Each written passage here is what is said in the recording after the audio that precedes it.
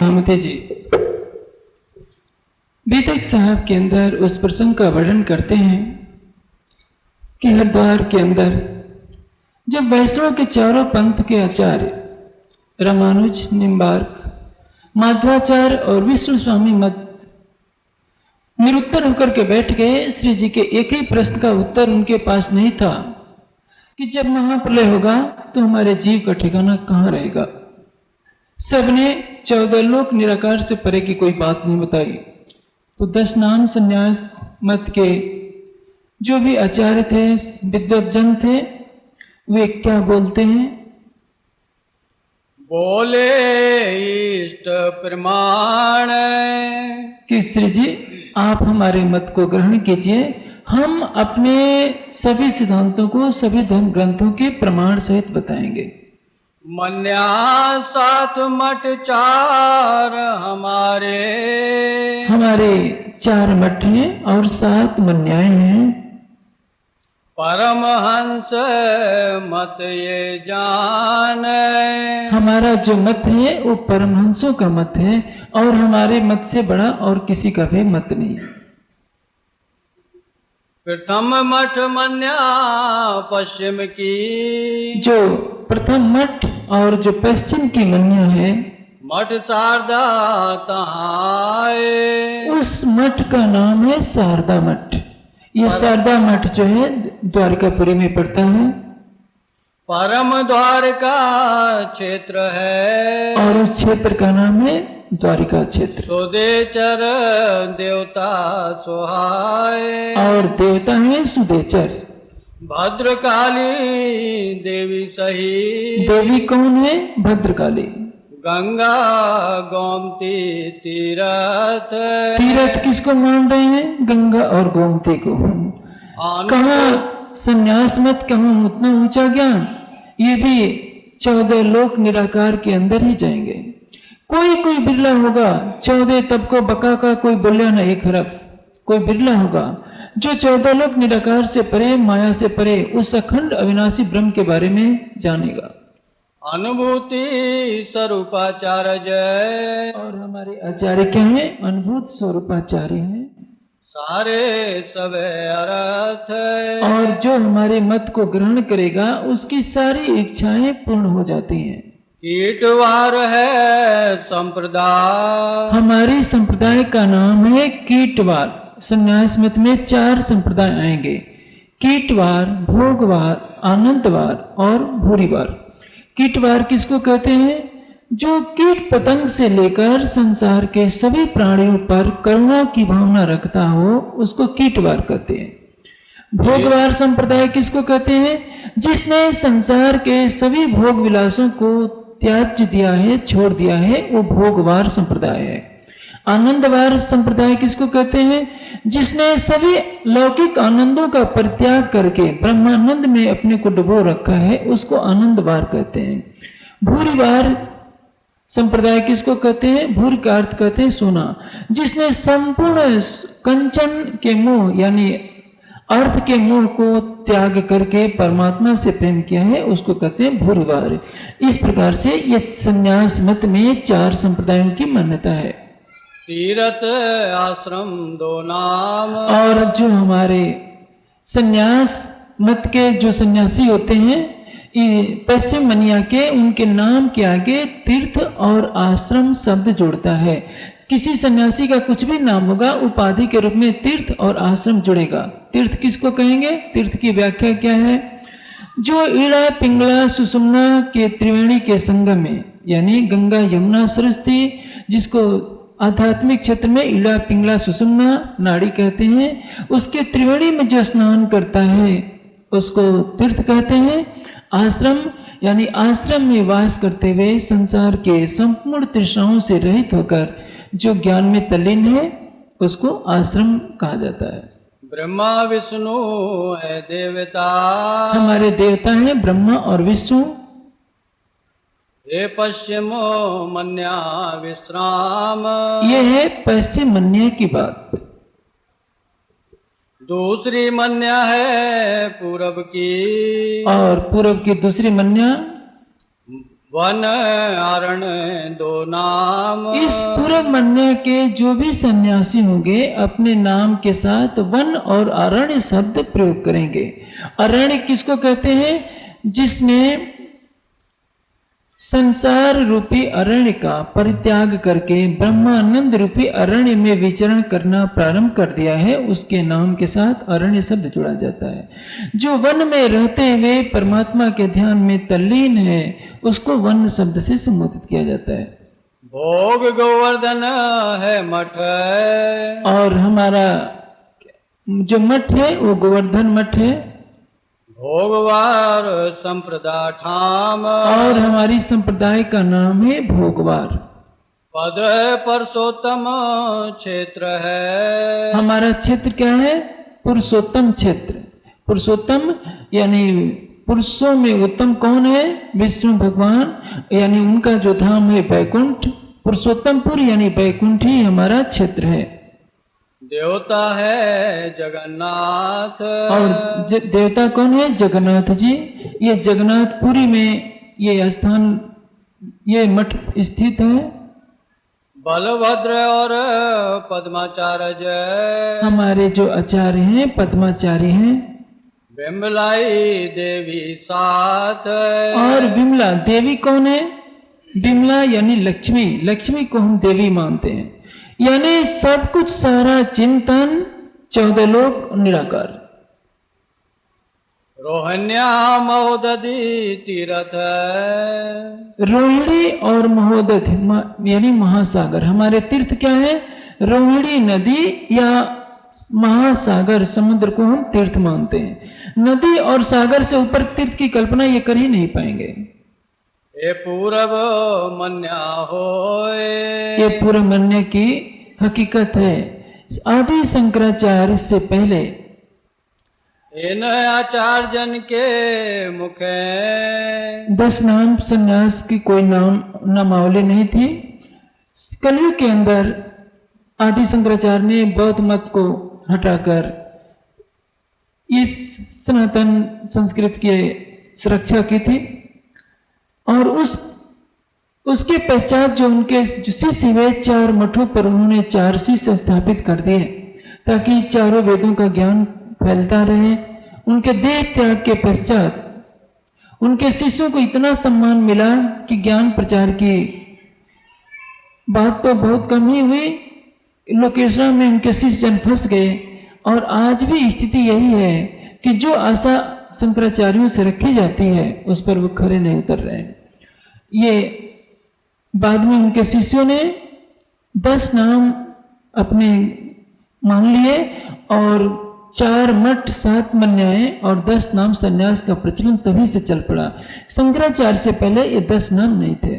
आगे ये सारी बातें स्पष्ट होती जाएंगी। सुने श्रीराज ने सो, आचार्यों की इस बात को श्रीराज जी ने सुना। त्रिजी मन्या जो कही, आप तीसरी मन्या के बारे में कहते हैं। सुनियो ताकि वेद, अब आप उसकी हकीकत सुनिए। तीसरी मन्या क्या कहती है? जोशी मठ आनंदवार संप्रदाय, इसका मठ है जोशी मठ। बद्रीनाथ से 40 किलोमीटर पहले जोशी मठ उत्तर में पड़ता है और इस संप्रदाय का नाम है आनंदवार संप्रदाय। पद बद्रीनाथ आश्रम है सिद्ध, और हमारा स्थान क्या है? बद्रीनाथ। नर नारायण है देवता, और विष्णु के जो अवतार स्वरूप है नर नारायण, यही हमारे देवता हैं। गिरि पर्वत सागर नाम, हमारे सन्यास के हमारे मन्या के जो सन्यासी होते हैं उनके नाम से गिरि पर्वत और सागर नाम जोड़ा जाता है। नारायण टोटका चार्य, हमारे जो मुख्य आचार्य हुए हैं उनका नाम है नरा टोटकाचार्य। पुण्या गिरि देवी ठाम, और देवी किसको मानते हैं? पुण्यागिरी को। पूर्णागिरी हमारी देवी हैं। मुक्त क्षेत्र लखा नदी तीर्थ, हमारी मुक्ति का ठिकाना कहाँ है? अलकनंदा, यानी जो अलकनंदा में स्नान करेगा वो मुक्ति को प्राप्त कर लेगा। ये नदियों में स्नान से कभी मुक्ति नहीं मिला करती। वेदांत का कथन है रीति ज्ञानात न मुक्ति। जब तक सच्चिदानंद परमात्मा का ज्ञान न हो किसी को भी मुक्ति नहीं मिल सकती है। नदियों में स्नान करने से, पहाड़ों की परिक्रमा करने से कभी भी मुक्ति मिलने वाली नहीं है, क्योंकि नदी और पहाड़ एक दिन महाप्रलय में लय को प्राप्त हो जाएंगे।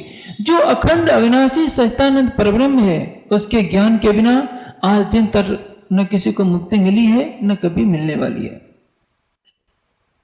ये त्रीजी मन्या जान, ये तीसरी मन्या की हकीकत है। इन आचार्यों ने कहो, अब संन्यास मत के जो आचार्य हैं वो क्या बोलते हैं? आपनो सवे प्रमाण, हम सभी जो कुछ कह रहे हैं प्राणनाथ जी, हम अपने प्रमाण के साथ आपको समझा रहे हैं। चौथी मन्या दक्षिण दिश की, और दक्षिण दिश की जो चौथी मन्या है, तीन नाम है ताही। अब चौथी मन्या वालों के भी 3 नाम हैं। पूरी भारती सरस्वती, इनके नाम की व्याख्या है पूरी भारती और सरस्वती।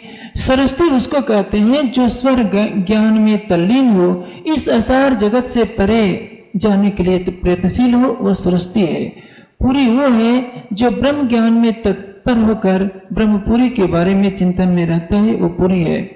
और भारती जो विद्या के भार के द्वारा संसार के सभी दुखों का परित्याग कर चुका हो, वो है भारती। श्रृंगेरी मठ जाहि, और इसका मठ क्या है? श्रृंगेरी मठ। भूरबार है संप्रदाय, इस संप्रदाय को कहते हैं भूरिवार संप्रदाय। पद रामेश्वर क्षेत्र 7, और हमारा क्षेत्र कौन है? रामेश्वर। शंकराद 12 देवता, और हमारे देवता कौन है? शंकर जी और आदि वाराह, जिन्होंने सृष्टि के प्रारंभ में वाराह रूप धारण किया था, वही हमारे देवता हैं। कामेक्षा देवी गत, हमारी देवी क्या है? कामाख्या देवी। कामाख्या देवी असम में ये इनका स्थान पड़ता है। वहाँ आज भी जानवरों की, पशुओं की बलि दी जाती है। देवी तो वो जिसमें दिव्य गुण हो। देवी माता का स्वरूप होती है, लेकिन कलयुग में ऐसी मान्यता चल गई है कि जहां अधिकतर देवी के मंदिर है वहां खून की नालियां बहती हैं। वो माता क्या, जो अपने ही शिष्ट के पशु पक्षियों का खून पी करके तृप्त हो। शंकराचार्य ने तो कहा है, कुपुत्रो जायेता क्वचितपि माता को माता न भवत। पुत्र कुपुत्र हो सकता है लेकिन माता को माता नहीं होती। लेकिन चाहे कलकत्ते वाली काली देवी के पास, मंदिर के पास चले जाइए, विंध्याचल में चले जाइए, जहां भी देवी के मंदिर हैं वहां खून की नाली बलि होती है। लोग जानवरों की बलि देते हैं, सोचते हैं कि हमारी माता जी खुश हो गई और हमको क्या मिलेगा? धन मिलेगा, पुत्र मिलेगा या लौकिक उपलब्धियां मिलेगी। जो जगत जननी है किसी का खून पी करके तृप्त नहीं होती।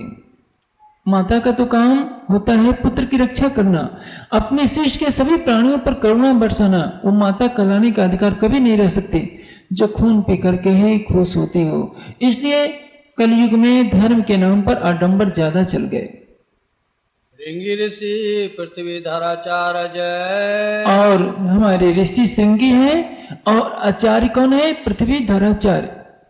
टोक भद्रा तीरथ सार, और हमारा तीर्थ कौन है? कौन है? तुंगभद्रा। चौथी मन्या को मतो, चौथी मन्या के बारे में अब बता रहे हैं। सुन्यो सवे विचार, चौथी मन्या की बात श्री जी ने बहुत सुनी और सुन करके आश्चर्य कर रहे हैं कि संन्यास मत, जिसके बारे में इतनी प्रसिद्धि है कि संन्यास लेने से मोक्ष को प्राप्ति होगी, ये तो 14 लोक निराकार तक ही फंसे हुए हैं। पांचवी मन्या जो कही, अब पांचवी मन्या की हकीकत सुनिए। ऊर्ध्वता को नाम, इसका नाम है ऊर्ध्वा। ताको मठ सुमेर है, मठ का अर्थ क्या होता है? केंद्र। सुमेरु पर्वत ही इनका केंद्र है, मुख्य ज्ञान का स्थान है। काशी संप्रदाय ठाम, और हमारी संप्रदाय कहाँ से चली? काशी से। ज्ञान पद कैलाश क्षेत्र है। ज्ञान पद का तात्पर्य क्या है? हमारे ज्ञान का मूल कौन है? कैलाश। कैलाशवासी शिव हमारे मुख्य हैं, आराध्य। इसलिए हमें जितना भी ज्ञान मिलता है कैलाश से ही मिलता है। हमारे ज्ञान का स्थान कैलाश है। निरंजन देवता सत्य। और हमारे देवता कौन है? निरंजन, जो अखंड है, अविनाशी है। माया को देवी कही। देवी कौन है? माया देवी। ईश्वर आचार्य माता। और हमारे आचार्य कौन है? ईश्वर। ईश्वर यानी नारायण।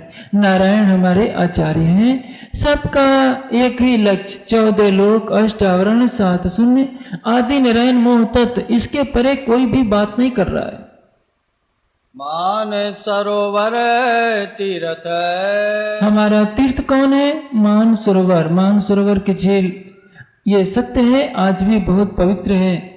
मानसरोवर में स्नान करने का सुख बहुत होता है, लेकिन कोई जल कितना भी पवित्र है, जल में स्नान करने से मन को अच्छा लगेगा, शरीर को बहुत सुख प्राप्त होगा।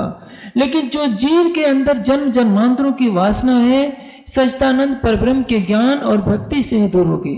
इसलिए जो आज भारत में भिन्न भिन्न तीर्थ स्थानों पर नहाने के लिए आपाधापी मची रहती है, लाखों की संख्या पहुंचती है कि हम स्नान कर लेंगे हमारा पाप कट जाएगा। पाप कभी भी किसी के कटा नहीं करते। अवश्य में भुक्तव्यम कृतम कर्म शुभाशुभम। मनुष्य को अपने किए हुए कर्मों का फल अवश्य ही भोगना पड़ता है। इसके बारे में एक घटना शिक्षाप्रद सुनने योग्य है। एक बार नारद जी जाकर के पूछे गंगा के पास कि गंगा, सुना है कलयुग में तुम सबके पाप हर लेते हो, इतने पापों का तुम करते क्या हो? गंगा ने कहा कि मैं सारे पाप समुद्र को दे देती हूँ। नारद जी समुद्र के पास गए कि समुद्र, सारे हिंदुस्तान के लोग तुम्हारे पापों, अपने पाप तुम्हारे अंदर गंगा जी के माध्यम से छोड़ देते हैं, तुम क्या करते हो? समुद्र कहता है कि मैं थोड़े अपने पास रखता हूं, जितने पाप होते हैं, जब मेरा पानी भाप बनकर बादल बनता है तो पाप भी बादलों में चले जाते हैं। नारद जी ने बादलों से पूछा पापों का क्या होता है? बादल कहते हैं कि जिसका पाप उसके पास हम फिर पानी बरसा देते हैं, पानी बरसने के साथ ही पाप फिर उन्हीं के पास चले जाते हैं। इसलिए ये भ्रांति में नहीं रहना चाहिए कि हम गंगा जी में डुबकी लगा लेंगे तो हमारा पाप दूर हो जाएगा। जिसने जो भी कर्म किया है वो बुरे का पाप का फल अवश्य भोगना पड़ेगा। यदि रामावतार में रामचंद्र जी छिप करके बाली को मारते हैं तो कृष्ण अवतार में विश्व रूप उसी श्री कृष्ण को उसी बहेलिए के तीर से उनका भी शिकार होना पड़ता है। यदि आप किसी को मन वाणी से पीड़ा देंगे तो वो पीड़ा आपको सहनी पड़ेगी। यदि आप किसी का धन छीनेंगे तो आपका धन छीना जाएगा। यदि आप किसी को अपशब्द बोलेंगे तो आज नहीं तो कल आपको भी कोई अपशब्द बोलेगा। इसलिए कर्म का फल अवश्य ही भोगना पड़ता है। संचित, प्रारब्ध और क्रियमाण 3 तरह के कर्म होते हैं। संचित जो जन्म जन्मांतरों का संचित है, क्रियमाण जो वर्तमान में हम कर रहे हैं, प्रारब्ध जो परमात्मा की तरफ से ये निर्देशित हो चुका है कि इतना फल आपको भोगना है। तो भक्ति के द्वारा जो भक्ति में लग चुके हैं परमात्मा के, वे संचित और क्रियमाण को समाप्त कर देते हैं अपनी भक्ति के बल से। लेकिन प्रारब्ध को अवश्य भोगना पड़ता है, थोड़ा ही या ज्यादा। जैसे फांसी लगनी हो तो ठोकर लग करके रह जाएगी, कांटा चुभ जाएगा। इसी कारण जो बड़े बड़े परमहंस हुए हैं उनकी भी कुछ न कुछ तबीयत बिगड़ जाती है। रामकृष्ण परमहंस जैसे व्यक्ति को भी आखिर में कैंसर हो गया था, वो प्रारब्ध का भोग था। इसलिए मनुष्य को कर्म करने से पहले अवश्य सोचना चाहिए कि इसका फल भोगना पड़ेगा। जब से छूट मिल गई कि पाप करो, प्रायश्चित कर दो, तो हम पापों से मुक्त हो जाएंगे। लोगों को एक बहाना मिल गया कि चलो आज पाप कर लेते हैं, फिर परमात्मा का नाम ले लेंगे तो पाप कट जाएगा। पाप कटता नहीं है। जो आप परमात्मा का ध्यान करेंगे तो आप आने वाले पापों से बच जाएंगे, आपका हृदय शुद्ध हो जाएगा, परिणाम आपकी अंतः प्रेरणा आपको पाप नहीं करने देगी, लेकिन जो पाप हो चुका है उसको प्रारब्ध के रूप में तो थोड़ा भोगना ही पड़ेगा। पांचवी मन्या सोए। अब पांचवी मन्या के बारे में कहते हैं। सुन के आप चित विचारिया। श्री जी जब पांचवी मन्या के बारे में सुनते हैं तो अपने मन में विचारते क्या हैं? ये जग बाहर नहीं कोई। ये पांचों मन्या वाले इस दुनिया से परे तो कुछ भी नहीं जानते हैं कि परमात्मा का वास्तविक स्वरूप क्या है। 14 लोक निराकार साकार निराकार में ही ये डूब रहे हैं, उतरा रहे हैं। जो परमात्मा का अखंड स्वरूप वेद शास्त्रों में वर्णित है उसके बारे में तो इन्हें कुछ भी मालूम नहीं। छठी मन्या की विधि जो। अब छठी मन्या की हकीकत क्या है? वर्णत अगम अगाध। इस छठी मन्या को अगम और अगाध कहा गया है। 10 नाम का इष्ट है। और 10 नाम जो संन्यास मत के मानने वाले हैं सभी 10 नाम वाले इस छठी मन्या की सिद्धांतों का सम्मान करते हैं। भजत बहुत विधि साथ। और सब लोग इसको श्रद्धा पूर्वक मानते हैं। मन्या छठी कही आत्मा। छठी मन्या क्या है? आत्मा। अब इसमें सुंदर साथ की बातें हैं, कितनी कुछ बातें हैं, लेकिन अखंड के वर्णन के बाद ये फिर इस जगत में आ जाएंगे। मठ पर आत्म मूल। अब देखिए कितनी ऊंची बात। मन्या क्या है? आत्मा। इसका मूल क्या है? पर आत्म। सत संतुष्ट कई संप्रदाय। और हमारी संप्रदाय का नाम क्या है? सत संतुष्ट। यानी नश्वर जगत की किसी भी वस्तु से हम संतुष्ट नहीं होते, हम अखंड धाम के लीला और आनंद से ही संतुष्ट होते हैं। इसलिए हमारी संप्रदाय का नाम है सत संतुष्ट। जोग पद भरे ना भूल। योग पद परे न भूल। और योग पद के द्वारा, योग के द्वारा हम उस अखंड धाम को प्राप्त करते हैं। नाभ क्षेत्र परमहंस देवता। नाभि क्षेत्र। अब देखिए कहाँ आत्म और परात्म की बात कर रहे थे, अब क्षेत्र किसको मान लेते हैं? नाभि। नाभि क्या है? मुंडक उपनिषद में लिखा है अरा इव रथ नाभो संगते यत्र नाड्य ऐसा अंतः चरते बहुधा ध्यायमाना ओम इति एवं ध्यायत वस्वस्ति तमसा परस्तात्। यानी शरीर के अंदर जो नाभि है सभी नाड़ियों का केंद्र है, और उस नाभि कमल में यदि आप परमात्मा का ध्यान करेंगे तो अंधकार से परे हो जाएंगे। इसलिए इन्होंने मुंडक उपनिषद को पढ़ करके नाभि को ही अपना क्षेत्र मान लिया है। मनसा देवी और आन। और देवी क्या है? मनसा देवी। मनसा एक ऋषि कन्या थी, जरत कारु की पत्नी, जिनके पति सो गए थे, संध्या समय हो गया था। पत्नी की गोद में सिर रख करके उसने उठा दिया कि संध्या समय बीता जा रहा है, आपको परमात्मा का ध्यान करना चाहिए। और ऋषि तो गुस्से में आ गए नींद टूटने के कारण। उन्होंने श्राप दे दिया कि तूने मेरी नींद भंग की, अब मैं तेरा त्याग करता हूँ। तो वो मनसा जाकर के तप करने लगे। हरिद्वार में इसी मनसा देवी की मूर्ति है, उनकी पूजा होती है देवी मानकर। यानी ऋषि कन्या को देवी बना दिया गया। देवी क्या है? जिसमें दिव्य गुण हो, किसी भी नारी में जो दिव्य गुण हो उसको देवी कहते हैं। किसी पुरुष में दिव्य गुण हो उसको देवता कहते हैं। प्राचीन काल में भारत का हर व्यक्ति देवी या देवता से तुलना किया जाता था, क्योंकि यहाँ का कोई व्यक्ति झूठ नहीं बोलता था, चोरी नहीं करता था, मांस और शराब का सेवन नहीं करता था। लेकिन आज तो भारत का नक्शा ही बदल गया है। चेतन व्यापी आचार्य। और हमारे आचार्य कौन है? जो चैतन्य है, एक रस व्यापक है, उससे विष्णु स्वरूप व्यापक को हम चैतन्य आचार्य अपना मानते हैं।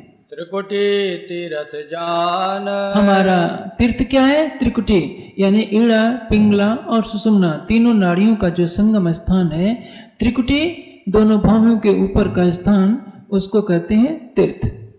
सरोवर क्षेत्र है सही। और हमारा क्षेत्र क्या है? सरोवर।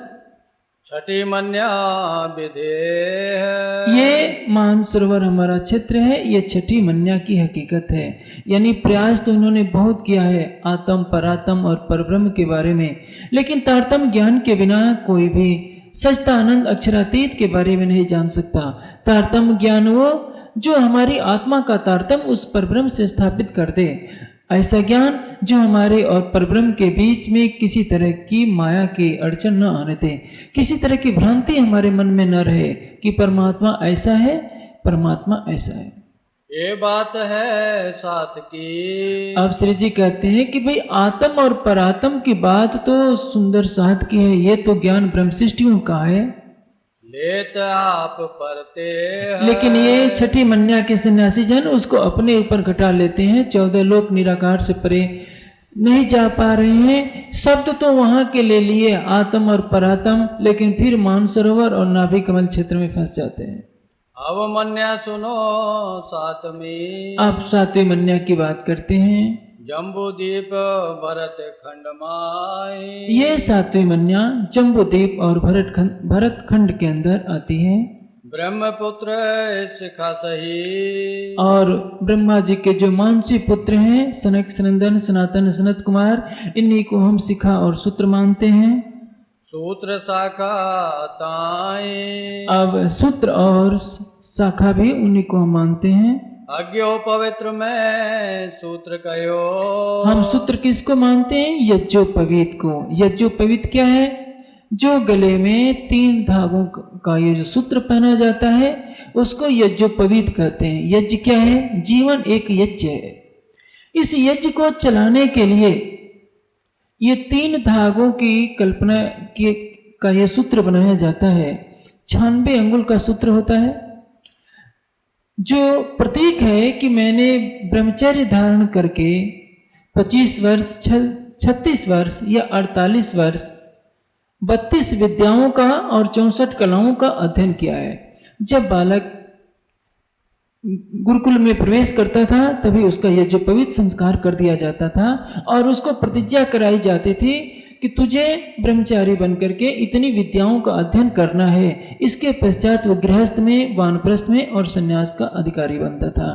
इसी के लिए कहते हैं कुछ लोग इसी यज्ञोपवीत को ही ब्रह्मसूत्र कहते हैं। ब्रह्मसूत्र यानी ब्रह्म यानी वेद। वेद का ज्ञान प्राप्त करने के लिए जो सूत्र धारण किया जाए, प्रतिज्ञा सूत्र, उसी को यज्ञोपवीत कहते हैं, जिसके द्वारा ही जीवन रूपी यज्ञ समुचित रूप से संपादित हो सकता है। यदि बाल्यावस्था में ज्ञान का अर्जन नहीं किया तो सारा जीवन निष्फल हो जाता है। इस कारण प्रथम अवस्था जो 1 वर्ष से लेकर 25 साल की होती है, जन्म के बाद, ये जीवन का पहला चरण है ज्ञान के लिए। दूसरा चरण है अर्थोपार्जन के लिए। तीसरा चरण है वानप्रस्थ का 50 से 75 वर्ष तक ज्ञान और तप के लिए। और चौथा चरण है परमात्मा के प्रेम में डूबकर सारी मानवता को ज्ञान बांटने के लिए। 4 आश्रमों का विधान किया गया है। वर्णे मत मठ 4। और जो ये 4 मठ हैं हमारे। पश्चिम मठ पूरब द्विती। पश्चिम जो मठ है 2 उत्तर दक्षिण सार। 2 उत्तर में है और दक्षिण में है। 4 मठ के 4 ब्रह्मचारी। ये जो हमारे 4 मठ हैं, चारों मठ के 4 ब्रह्मचारी हैं। आनंद स्वरूप चैतन्य और प्रकाश नाम इनके साथ जोड़ा जाता है। आनंद स्वरूप चेतन प्रकाश। जितने सन्यासियों के नाम देखेंगे सबके नाम में आनंद शब्द जुड़ा रहेगा। जैसे विरचानंद, दयानंद, पूर्णानंद। इसी तरह से किसी के नाम के आगे चैतन्य शब्द से जोड़ करके किसी के नाम के साथ प्रकाश शब्द जोड़ा जाता है। ये नाम बनाने की प्रक्रिया है। यानी जब किसी को सन्यास की दीक्षा दी जाती है तो पहले अब तक का जो प्रचलित नाम होता है सब हटा दिया जाता है। हंस परमहंस बोध कुटीचर। और हमारे जो सन्यास के जो भी महात्मा लोग होते हैं उनके 4 स्तर हैं। कुटीचर किसको कहते हैं? जो भगवा वस्त्र धारण कर अपने घर पर ही वैराग्य भेष से रहे, अपने कुल घराने से भिक्षा मांगकर भोजन करे, उसको कुटीचर कहते हैं। बोध किसको कहते हैं? जो शिखा सूत्र का भी परित्याग कर दिया हो, भगवे वस्त्र धारण किया हो और केवल 7 घरों से जो कुछ मिल जाए उसी को आहार में शामिल करे, ये है बोध। हंस क्या है? जो ध्यान साधनाओं के द्वारा संपूर्ण वासनाओं का क्षय करके निर्मल हो गया हो, वो हंस परमहंस यानी आध्यात्मिकता की सर्वोच्च ऊंचाई को जो पहुंच गया हो अपनी आत्मा से, जिसने प्रियतम परब्रह्म का मिलन कर लिया हो, वो परमहंस कहलाता है। सप्त मठ मन्या जात ये 7 मठ हैं और उनकी मन्याएं हैं। सातों मठ के सन्यासी अब 7 मठ के जो सन्यासी हैं बोले सबे विचार सभी क्या बोलते हैं? उपदेश बोध दीक्षा कहे अपनी हमने आपको उपदेश बोध और दीक्षा के बारे में ये सारी चीजें बताई हैं, सो देखो तौल निर्धार आप उसके बारे में सुनिए। 7 मन्या के 7 मंत्र हैं 7 मन्याओं के 7 मंत्र हैं। मन्या प्रथम पश्चिम सुहाय प्रथम मन्या जो पश्चिम की है उसके बारे में सुनिए। तीर्थ आश्रम 2 नाम की दीक्षा और इस मन्या से संबंधित जो नाम होते हैं तीर्थ और आश्रम के होते हैं, सो देखो चित ल्याए आप उसको चित्त दे करके सावधानी पूर्वक सुनिए। 7 मन्या के मंत्र। अब जो पहला मंत्र है, ओम सोहम मठ प्रतिचात सर्वाधिक मुखेन। अब कहते हैं सोहम का अर्थ किसी भी मंत्र में ओम अवश्य लगाया जाता है। उस ओम के बिना कोई मंत्र पूरा नहीं माना जाता है, क्योंकि ओम ब्रह्म का वाचक नाम है। सबका कथन ये है कि परब्रह्म जो है मन वाणी से परे है और ओम के द्वारा उच्चारण करने का विधान है। वेद का कोई भी मंत्र आहुति देते समय, यज्ञ करते समय बोला जाएगा तो ओम का उच्चारण किया जाएगा। यजुर्वेद में कहा है ओम कृते अस्मर, परमात्मा का वाचक नाम ओम है, जिसको शास्त्रीय भाषा में हम अव्याकृत कर सकते हैं। सो अहम का तात्पर्य है मैं वही हूँ। मठ यानी ज्ञान का केंद्र, वो परमात्मा ही ज्ञान का केंद्र है। पूर्व मन्या को मंत्र है अब पूर्वी मन्या का क्या मंत्र है? तारन हमारो जो और जो हमें पार करने वाला है। वन आरन 2 नाम की वन और अरण्य जो नाम है, दीक्षा सुनो अब सोए। अब उसकी आप दीक्षा मंत्र सुनिए। ओम सोम मठ।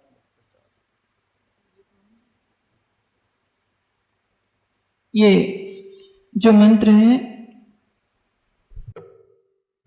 ओम ह्रीं नीलहंस सोहम परमहंस सोहम सिद्धांत भास्करो अहम।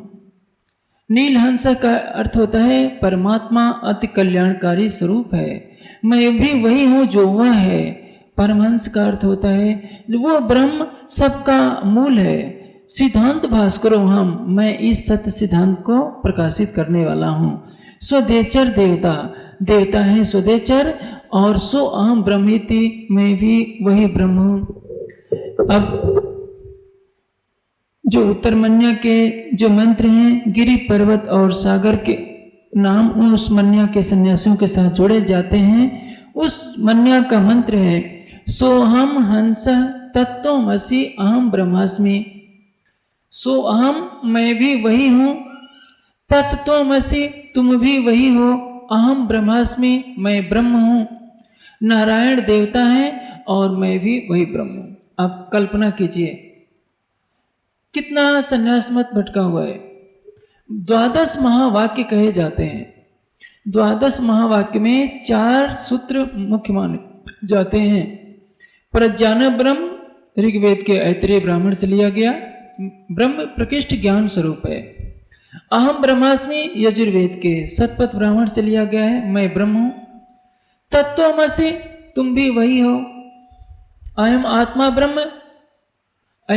ब्रह्म मांडूक उपनिषद से लिया गया है और ये अथर्ववेद से जुड़ा हुआ है। अथर्ववेद की व्याख्या का ग्रंथ है मांडूक उपनिषद।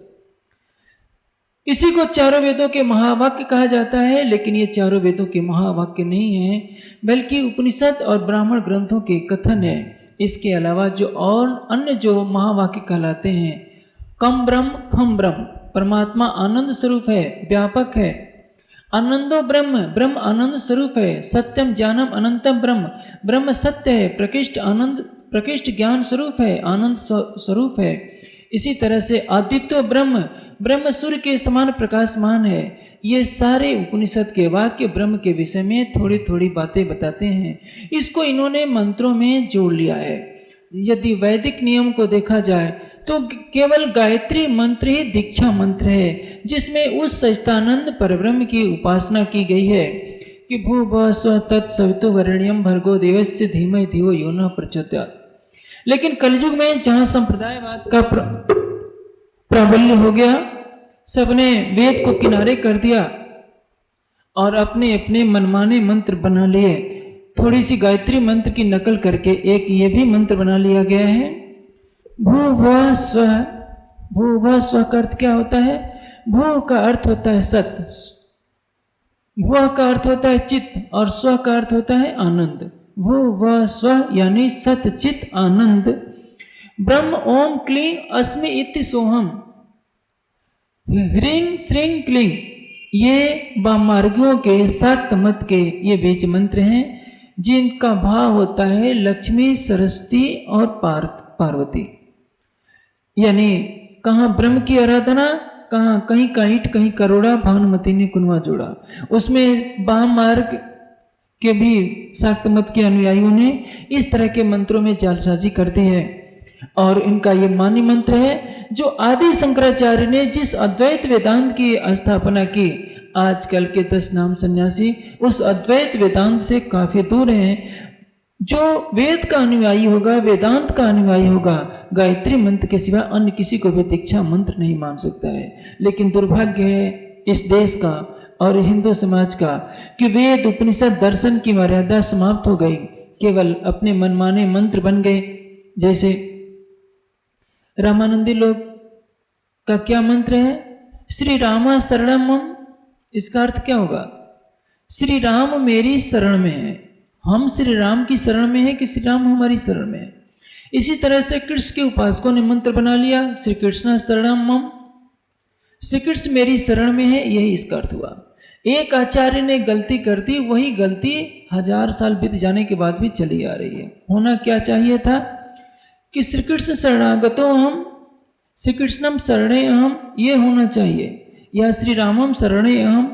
लेकिन ये नहीं होता। एक गड्ढे में गिरा तो उसकी देखे देखी पूरी समाज भी आज गड्ढे में गिर रहा है। इसी तरह से जितने मंत्र हैं, अब काशी संप्रदाय जो 5वीं मन्या है, जिसका मठ सुमेर है, उसका मंत्र है ओम नीलहंसा परमहंसा सोहम तत्वमसि निरंजनो देवता सोहम ब्रह्मति। नीलहंसा परमात्मा अति शुद्ध स्वरूप है, कल्याणकारी है। परमहंसा सभी का मूल है। सो अहम, मैं भी वही हूँ। अब ये अहम ब्रह्मास्मि तत्वमसि सर्वम खलिदम ब्रह्म, ये जो भाव होते हैं ये सब कुछ परम धाम में घटते हैं। जिस तरह से अग्नि में लोहा डालने के बाद लोहा भी अग्नि के साधर्म्य को प्राप्त कर लेता है, उसी तरह से ब्रह्म से साक्षात्कार हो जाने के बाद उस ब्राह्मी अवस्था में कहा जाता है कि मैं ब्रह्म हूँ और सब तुम भी वही हो। लेकिन कलयुग में ब्रह्म ज्ञान की ऐसी हवा बही कि कली में देखा ज्ञान अचंभा, बातन मोहल रचे अति सुंदर चेजा चिमीन थंभा, अंग न इंद्रि अंतस्करण वाचा ब्रह्म न पहुँचे कोई, यूं कहे साख पुरावे श्रुति फिर कहे अनुभव हुए। ऐसा भटकाव वाला ज्ञान आ गया कि हर कोई अपने को ब्रह्म मान लेता है। कुछ वेदांत पढ़ लेते हैं, कुछ गीता पढ़ लेते हैं, कुछ उपनिषदों के उदाहरण याद कर लेते हैं, थोड़ी बहुत साधना कर लेते हैं और कह देते हैं कि हमको ब्रह्म का बोध हो गया। पहले मैं जीव था, अब तो मैं साक्षात ब्रह्म हो गया हूँ। और यही स्वयं ब्रह्म बने फिरना, ये कितनी बड़ी भ्रांति है। ब्रह्म ने तो असंख्य ब्रह्मांड बनाए और ब्रह्म कहकर अपने को घोषित करने वाले मिट्टी का एक ढेला नहीं बना पाते। ढेला तो दूर, एक कण की रचना नहीं कर पाते शून्य से। वैसे ये संसार में अज्ञान फैला हुआ है। सो हम, मैं भी वही हूँ, तत्वमसि तुम भी वही हो। कैसा ये अज्ञानता। जीव तो माया के बंधन में है, जीव कभी ब्रह्म नहीं हो सकता। यदि ये कहें कि ब्रह्म भी तो ब्रह्म एव भवति, ब्रह्म को जानने वाला ब्रह्म हो जाता है। तो जानने से पहले तो ब्रह्म नहीं था। अनादि ब्रह्म तो एक है। अनाद जो ब्रह्म है वही सृष्टि का करता है। वो कभी माया में नहीं आता, कभी अज्ञान के बंधन में नहीं आता। जीव जो माया के बंधन में है वही 84 लाख योनियों में भोग करता है, वही तृष्णाओं के जाल में फंसा रहता है। यदि तृष्णाओं का क्षय भी वो कर देता है तो भी ब्रह्म के धाम में वो ब्रह्मानंद का भोग करता है। वो भोगता है, आनंद का उपभोक्ता, लेकिन आनंद का स्वरूप तो मात्र परमात्मा ही होता है। छठी मन्या आत्मा, छठी मन्या आत्मा है परातम मठ हो, जिसका मठ परातम है, परमहंस देवता है। और उनका दीक्षा मंत्र क्या है? ओम सोहम हंसा तत्वमसि। वो परमात्मा मैं ही हूँ, तुम भी वही हो। ब्रह्मत्वम पद माया अस्पदम, माया का स्वरूप दुखदाई है, ब्रह्म का स्वरूप सुख कारक है। तत्पद जीवो ब्रह्म, उस पद को प्राप्त करके जीव भी ब्रह्म के तत्वगत हो जाता है। परमहंस देवता है और सोहम हमारा मंत्र है। यही है। कैसे कैसे मंत्र बना लिए, जबकि मंत्र बनाने का अधिकार मनुष्य को नहीं होता। जो वेदों की ऋचाएं हैं वस्तुतः वही मंत्र है। ये तो मनुष्यों के बनाए हुए अपने गढ़े हुए शब्दों का एक समूह मात्र है। इसको वेद के धरातल पर कभी भी मंत्र नहीं माना जा सकता। जब से सृष्टि पैदा हुई है 1,96,08,53,000 साल बीत गए, किसी ने शंकराचार्य से पहले कोई मंत्र बनाया ही नहीं था। केवल एक अविनाशी परमात्मा का ध्यान होता था। सब ऋषि मुनि वेद पढ़ते थे, चाहे ब्राह्मण क्षत्रिय वैश्य शूद्र सभी वेद की आज्ञा पर चलते थे। गायत्री मंत्र सबका दीक्षा मंत्र माना जाता था। गायत्री मंत्र में एक परमात्मा की आराधना है। उसका अर्थ क्या है? भू वह स्व यानी सच्चित आनंद तत्, उस सवितु सृष्टि को उत्पन्न करने वाले सूर्य आदि प्रकाशकों का भी प्रकाशक, जो एक अविनाशी ब्रह्म है। वरेण्यम वर्ण करने योग्य, ध्यान करने योग्य। भर्गा जो परमात्मा का तेजोमयी स्वरूप है, जिसको अरबी में नूर कहते हैं, वेद की भाषा में उसी को आदित्य वर्ण या भर्गा कहते हैं। देवस्य का अर्थ होता है कामना करने योग्य आनंद स्वरूप जो परमात्मा है। धीमय धारण करें, धिया बुद्धि को, हमारी बुद्धि को परमात्मा उत्तम गुण कर्म स्वभाव में प्रचोदयात यानी प्रेरित करें। ये गायत्री मंत्र का अर्थ हुआ। कितना अच्छा अर्थ है। दुनिया के सभी मत पंथ, चाहे क्रिश्चियन हो, मुस्लिम हो, बौद्ध हो, जैन हो, यहूदी हो, सभी एक स्वर से गायत्री मंत्र के भावों से सहमत हो सकते हैं। कोई भी विरोधाभास खड़ा नहीं करेगा। लेकिन जितने सांप्रदायिक मंत्र हैं अपने अपने इष्ट की कल्पना करके अपनी संकुचित भावनाओं के अनुसार बनाए गए हैं, और वेद के अनुसार ऐसा करना किसी को भी शोभनीय नहीं है। लेकिन कलयुग में कौन किसको रोके? जब ज्ञान का प्रचार रहेगा ही नहीं, जब वेद शास्त्र कोई पढ़ेगा ही नहीं, बड़े बड़े मठ मंदिर बने रहेंगे, चढ़ावे चढ़ेंगे, सभी लोग भौतिक सुखों का उपभोग करेंगे, कौन पढ़ेगा वेद, कौन करेगा साधना? इसलिए भारतवर्ष का पतन होता गया, धर्म रसातल को चलता गया, मठ मंदिर भौतिक सुख साधनों के केंद्र बन गए, ज्ञान के सम्माहक नहीं रह पाए। इसलिए यदि समाज का उद्धार होगा तो केवल ज्ञान के प्रचार से, सबको सत्य की राह मिले और सभी एक सच्चिदानंद परब्रह्म की उपासना करें, अन्य देवी देवताओं की तरफ भटकना छोड़कर। क्योंकि जिन देवी देवताओं की उपासना वो करते हैं, वे देवी देवता भी किसी न किसी रूप में उस परमात्मा का ध्यान करते हैं। यम ब्रह्मा वरुण इंद्र रुद्र मरुतः अस्तवंत दिव्य अस्तवय। ब्रह्मा वरुण इंद्र रुद्र आदि दिव्य अस्तित्वों से जिसकी आराधना करते हैं। वेदै सांग पद क्रम उपनिषदय गायन्ति यम सामगा। सामवेद के गायक जिसको वेद के मंत्रों से स्तुति करते हैं। ध्यान अवस्थित तदगतेन मनसा पश्यन्ति यम योगिनः। योगी लोग ध्यान में स्थित होकर के जिसका ध्यान करते हैं। यस्य अंतम न विदुः सुर असुर गणा तस्मै देवाय नमो नमः। जिसका आदि और अंत न देवता जानते हैं न असुर जानते हैं, उस सच्चिदानंद परब्रह्म को प्रणाम है। शंकर जी को देखे वो भी ध्यान लगाए बैठे हैं, ब्रह्मा जी को देखे वो भी ध्यान लगाए बैठे हैं। मर्यादा पुरुषोत्तम राम ने भी जीवन के आखिरी क्षण ऋषिकेश में तप करते हुए गुजारा। हनुमान जी भी किसी का ध्यान करते हैं, गणेश जी भी ध्यान करते हैं। ये देव पुरुष हैं, इनके गुणों की पूजा ही सच्ची पूजा है। लेकिन इनके गुणों की पूजा न करके इनको ही परमात्मा मान लेना और एक अनादि अविनाशी अखंड सच्चिदानंद परब्रह्म जिसकी सत्ता मात्र से हमारी पृथ्वी जैसी, हमारे 14 लोक जैसे असंख्य 14 लोक एक पल में पैदा होते हैं और लय को प्राप्त होते हैं, उससे पीठ दे देना बहुत बड़ी नादानी है। वेद का कथन है, उपनिषदों का कथन है, न त्वावान अन्यो न पार्थिवो न जातो न जनिष्यति। हे परब्रह्म, तुम्हारे जैसा न कोई था, न है, न कभी होगा। एकम एव अद्वितीयम, परमात्मा एक है, उसके समान दूसरा कोई भी नहीं। जब उसके समान कोई दूसरा है ही नहीं तो उसको छोड़कर भिन्न भिन्न देवी देवताओं की उपासना क्यों? हनुमान जी के गुण जो थे, ब्रह्मचारी का पालन, विद्या में निपुणता, वो तो किसी ने लिया नहीं। गणेश जी से बुद्धिमानी का गुण किसी ने लिया नहीं। शंकर जी से ध्यान साधना में तल्लीनता का गुण कोई लेता नहीं। उल्टी उल्टी गंगा सबने बहाले। ब्रह्मा जी से वेद ज्ञान के प्रति निष्ठा का गुण किसी ने लिया नहीं। कहीं ब्रह्मा जी के मंदिर, कहीं शंकर जी के मंदिर, कहीं हनुमान जी के मंदिर। इन महापुरुषों, देव पुरुषों का कितना बड़ा अपमान है। कहाँ हनुमान जी वेद के ज्ञान में निष्णात अखंड ब्रह्मचारी, कहाँ उनको बंदर का रूप बना दिया जाता है।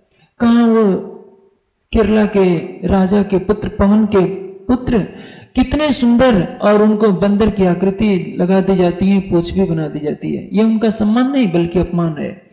यदि हिंदू समाज शिक्षित होता धर्म ज्ञान की दृष्टि से तो कभी इस तरह की भ्रांतियों में नहीं पड़ता। मनु जी ने कहा है, नास्तिको वेद निंद का, जो वेद की निंदा करता है वो नास्तिक है। और वेद के विपरीत आचरण जो हो रहा है उसी को आज लोग धर्म मान बैठे हैं। यजुर्वेद का व्याख्या ग्रंथ है शतपथ ब्राह्मण, उसमें क्या लिखा है? यह अन्याम देवताओं उपासते स न वेद यथा पशवी एवं देवानाम। जो एक परमात्मा को छोड़कर किसी अन्य की उपासना करता है वो विद्वानों में पशु के समान है। लेकिन इसको कौन मानेगा? वेद का कथन किनारे हो जा रहा है, अपने मनमाने ग्रंथ बना लिए जाते हैं। तुलसीदास जी को मानने वाले क्या कहेंगे, रामानंदी लोग, कि जब तुलसीदास जी ने रामचरितमानस रचा तो काशी विश्वनाथ मंदिर में चारों वेदों को ऊपर रख दिया गया था और रामचरितमानस को नीचे रख दिया गया था। जब सवेरे द्वार खोला गया तो रामचरितमानस सबसे ऊपर और चारों वेद नीचे। इसी प्रकार भागवत को मानने वाले क्या कहते हैं, चारों वेदों का सार भागवत में आ गया, इसलिए भागवत पढ़ लेने से सब कुछ प्राप्त हो जाएगा, चारों वेदों को पढ़ने की जरूरत नहीं है। गीता के मानने वाले क्या कहते हैं, गीता सुगीता च किम कर्तव्या अन्य शास्त्र विस्तर है। गीता सुगीता है, दूसरे शास्त्रों को पढ़ने से कोई लाभ नहीं है, केवल गीता को पढ़ लीजिए। जबकि गीता तो महाभारत का एक अंश है जो योगेश्वर श्री कृष्ण ने अर्जुन को उपदेश दिया था। आखिर गीता में तो उपनिषदों के ही उदाहरण है, उपनिषदों का ही सार गीता में कहा गया है। अपनी बात को साबित करने के लिए वेदों की निंदा परोक्ष रूप में सभी ने की है। वेदों से विरुद्ध अपना मत बनाया, वेद का नाम लेते रहे कि हम अमुक वेद को मानते हैं, हम अमुक वेद को मानते हैं। यदि ये हिंदू समाज वेद की राह पर चलता तो कभी गुलामी की जंजीरों में नहीं जकड़ता और सबको पता चलता कि एक परमात्मा कौन है। आज तो अंधविश्वास इतना फैला है कि शालिग्राम पत्थर और तुलसी के पौधे की शादी होती है, उसमें भोज दिया जाता है। ये क्या आडंबर है। नदी का बहता हुआ पत्थर कहीं शंकर जी का रूप ले लेता है, कहीं विष्णु भगवान का रूप ले लेता है। और औषधि गुणों से तुलसी की बहुत उपयोगिता है, लेकिन वो पूज्य के रूप में तो नहीं। पुराणों में कथा कहानियां गढ़ ली गई हैं कि इस देवता को श्राप मिला, ये बन गए, पत्थर बन गए। यदि बैकुंठ बिहारी विष्णु भगवान पत्थर बन गए तो 14 लोक की व्यवस्था को संचालित कौन कर रहा है? ये तो कथा लिखने वाले सोचा ही नहीं। पत्थर तो जड़ होता है, जड़ परमात्मा सृष्टि का संचालन कैसे कर लेगा? लेकिन ऐसी ऐसी मनगढ़ंत कहानियों ने हिंदू समाज के बौद्धिक स्तर को बिल्कुल क्षीण कर दिया है। इसका एक ही रास्ता है, ज्ञान का विशुद्ध प्रकाश हो, ताकि सारा जन समूह एक परमात्मा की आराधना में लगे। एक परमात्मा की आराधना छोड़कर अन्य की उपासना से कभी भी कल्याण होने वाला नहीं है। जैसे किसी वृक्ष की जड़ में पानी दीजिए, सारा वृक्ष हरा भरा रहता है। वृक्ष के पत्तों पर कितना भी पानी गिराइए, वृक्ष कभी हरापन को प्राप्त नहीं हो सकता। जिस दिन हिंदू समाज देवताओं के गुणों को आत्मसात करेगा, जिनको परमात्मा मान करके पूजा कर रहा है, और एक वेदोक्त परमात्मा जो सत्यचित आनंद है, अखंड है, अविनाशी है, क्षर अक्षर से परे उत्तम पुरुष अक्षरातीत है, उसकी उपासना जिस दिन हिंदू समाज करना शुरू कर देगा, उस दिन भारतवर्ष के ऊपर दुख के सारे बादल छट जाएंगे। अत सठ दर्शन की भेद या भात संन्यास मत। अब ये संन्यास मत के बारे में आपने सुना। सभी 10 नाम संन्यासियों ने अपनी पद्धति बताई। दीक्षा मंत्र सब वेद। दीक्षा और मंत्र की अपनी हकीकत बताई। आपने सुन लिया कि कोई भी अक्षरातीत के बारे में कुछ जानता ही नहीं है। परमात्मा कहाँ है, कैसा है, हम कौन हैं, आए कहाँ से हैं, जाना कहाँ है, इन प्रश्नों का समाधान इनके पास नहीं है। और 12 परमहंस गायत्री। और इन्होंने 12 महावाक्यों को लेकर के इन्होंने अपने अलग अलग गायत्री मंत्र भी बना लिए हैं। वेद में जो गायत्री मंत्र लिखा है वो किसी को स्वीकार नहीं, क्योंकि यदि वेद की राह पर चलेंगे तो हमारा संप्रदाय खड़ा नहीं होगा। चारों वेदों में 6 बार गायत्री मंत्र आया है। ऋग्वेद में 1 बार, यजुर्वेद में 4 बार, तीसरे अध्याय में 22वें, 28वें और 36वें अध्याय में गायत्री मंत्र 4 बार आया है। सामवेद में 1 बार आया है। अथर्ववेद में गायत्री मंत्र नहीं आया है, बल्कि उसकी प्रशस्ति गाई गई है। अस्तुता मया वरदा वेद माता प्रचोदयन्ताम पावमानीम द्विजानाम आयु प्राणम पशुम कीर्तिम द्रविड़म ब्रह्म वर्चसम मह्यम दत्वा व्रजत ब्रह्मलोकम। आज गायत्री मंत्र का बहुत जोर शोर से प्रचार हो रहा है, लेकिन गायत्री को भी दुर्भाग्यवश एक देवी का रूप बना दिया गया है। ये उचित नहीं। गायत्री एक छंद है, उस छंद में जितने मंत्र लिखे जाएंगे उसको गायत्री मंत्र कहा जाएगा। परमात्मा एक अनादि है, अविनाशी है। गायत्री मंत्र में एक परमात्मा की आराधना है, न कि किसी देवी की। सुनी सतगुरे ताकि सिद्ध। अब आप सतगुरु श्री प्राणनाथ जी ने सबकी बात सुनी और सुन करके सिर पकड़ रहे हैं कि भाई ये संन्यास मत के लोग कहाँ भटके पड़े हैं। मात पिता उद्धारण कारण। क्या कहते हैं 10 नाम सन्यासी? माता पिता का उद्धार करने के लिए, अपने पिंड और प्राण, और अपने पिंड के पोषण के लिए। यानी जो संन्यास ले लेता है उससे क्या क्या लाभ होते हैं कि जिस कुल में कोई व्यक्ति सन्यासी बन जाता है, परमात्मा का भक्त हो जाता है, तो उनके साथ साथ उनके माता पिता को भी मुक्ति हो जाती है और सांसारिक रूप से भी किसी तरह का कष्ट नहीं होता है। पूर्व जन्म उद्धार वे को। पूर्व जन्म का उद्धार हो जाता है। यानी सन्यासी बनकर यदि तप त्याग करेंगे तो अगला जन्म हमारा बहुत अच्छा गुजरेगा। मत संन्यास प्रवान। और ये हमारे संन्यास मत की हकीकत है। आप बड़े बड़े विद्वानों से जाइए, पूछिए कि भाई हम परमात्मा का दर्शन करना चाहते हैं, तो क्या उत्तर होगा? अनेक जन्म संसिद्धि ततो यात पराम गतिम। इसी जन्म में परमात्मा का दर्शन कैसे तुम्हें हो जाएगा? अनेक जन्म में साधना करने के बाद चित्त की वासनाएं धूमिल होंगी, निर्विष समाधि को प्राप्त होगे, तब तुम्हें मोक्ष प्राप्त होगा। ये लगभग 90%, 99% विद्वान कहेंगे। केवल जिसने ब्रह्मवाणी को आत्मसात किया है, जिसके पास श्री प्राणनाथ जी की ब्रह्मवाणी का भेद है, जिसने उस वाणी में गोता लगाया है, वो दावे से कहता है कि इसी तन के द्वारा हमें परमात्मा का साक्षात्कार करना है। और वेद का भी यही उपदेश है। यह तत् न वेद किम ऋचा करिष्यत्। यदि तुमने परमात्मा को नहीं जाना तो केवल ऋचाओं को रट करके क्या करोगे? वेद का पहला उद्बोधन है परमात्मा को जानो। इसलिए वेदांत के पहले सूत्र में कहा गया है अथा तो ब्रह्म जिज्ञासा।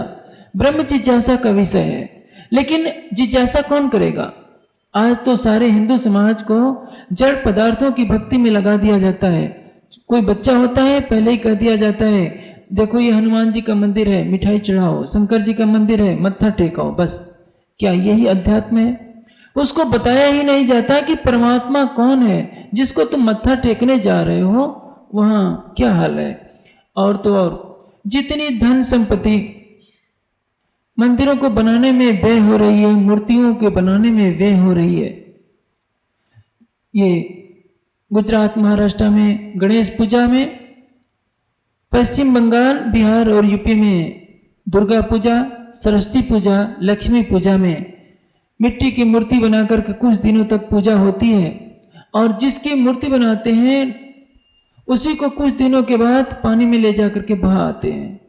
कभी उसको मत्था टेकते थे, कभी उसको टुकड़े टुकड़े कराते हैं, क्योंकि मूर्ति भी किससे बनाई जाती है? मिट्टी से और पुआल से। समाज में ज्ञान कुछ नहीं फैलता। कुछ लोग जो धर्म के नाम पर पैसा इकट्ठा करते हैं मूर्ति पूजा के इन आयोजनों के लिए, नाच गाना होता है, कुछ लोग खाते पीते हैं और इसी को अध्यात्म मान लिया जाता है। इसी कारण जो बुद्धिजीवी वर्ग है आज हिंदू समाज से दूर होता जा रहा है, क्योंकि उसको इन आडंबरों में शांति नहीं मिलती। शांति तो तब मिलेगी जब शुद्ध ज्ञान फैले, और ज्ञान फैलाने के लिए आवश्यक है कि वैसे कर्तव्यनिष्ठ दृढ़ संन्यास तैयार हो कि मानवता को हमें अज्ञान से दूर करना है। अन्यथा आज तो हिंदू समाज अंधेरे में भटकता हुआ चला जा रहा है। एक तरफ धर्मांतरण की मार और दूसरी तरफ हिंदू समाज के अपने अंधविश्वास। इसका मूल कारण है वेद, उपनिषद और दर्शनों के ज्ञान का अनादर करना, सांप्रदायिकता की बढ़ती प्रवृत्ति। और ऐसे समय में सच्चिदानंद परब्रह्म की ब्रह्मवाणी ही हमें सच्ची राह दिखा रही है। जो रसास्वादन संपूर्ण वेद उपनिषदों के मंथन में पूरी तरह से प्राप्त नहीं हो पाता, शब्द जाल में उलझावपन हो जाता है, वो रसास्वादन श्रीमुख वाणी की हिंदुस्तानी भाषा की चौपाइयों में सीधे सीधे प्राप्त हो जाता है। मैं कौन हूँ, आया कहाँ से हूँ, मेरी आत्मा का मूल कौन है, मेरी आत्मा का प्रियतम कहाँ है, कैसा है, उसके पाने का तरीका क्या है। जो संसार के सभी धर्म ग्रंथों को पढ़ करके थक गया हो, यदि वो श्रीमुख वाणी को पढ़े तो वो खुशी से पागल हो जाएगा कि संसार के सभी धर्म ग्रंथ जिस दिन ब्रह्मवाणी श्री कुलजम स्वरूप की शरण में आ जाएंगे, उस दिन वे अपने धर्म ग्रंथों के शाश्वत सत्य को समझ जाएंगे। जागृत कुल गुरु चरणे वर्ण्यो। अब जागृत कुल गुरु चरणे वर्ण्यो, इस संन्यास को अपनाने से क्या लाभ होता है? हमारा कुल जो है जागृत हो जाता है, सभी समझ जाते हैं कि हमें धर्म की राह पर चलनी चाहिए। नशे कोट अघ पाप, और करोड़ों जन्मों के पाप दूर हो जाते हैं। ये सन्यासी बनने का लाभ है।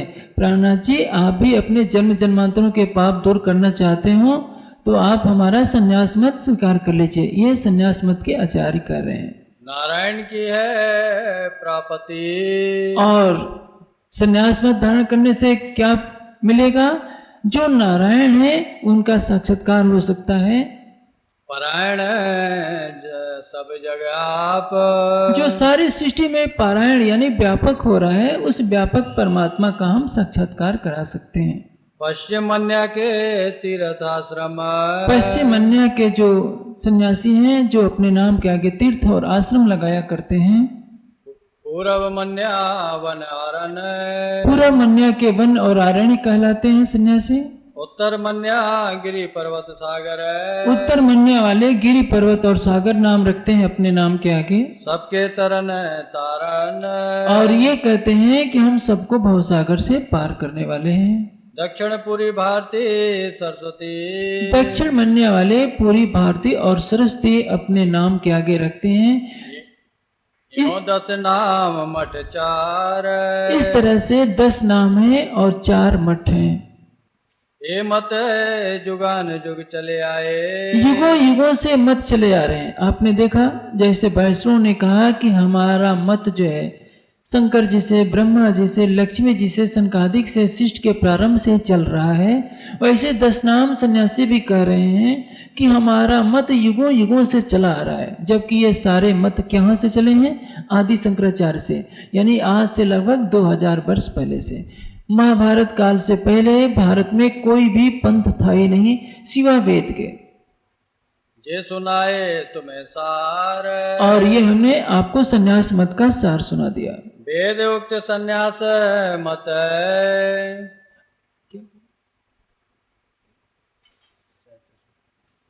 वेद उक्त संन्यास मत, वेद में जो संन्यास मत कहा गया है उसका ये विवरण आपने सुना।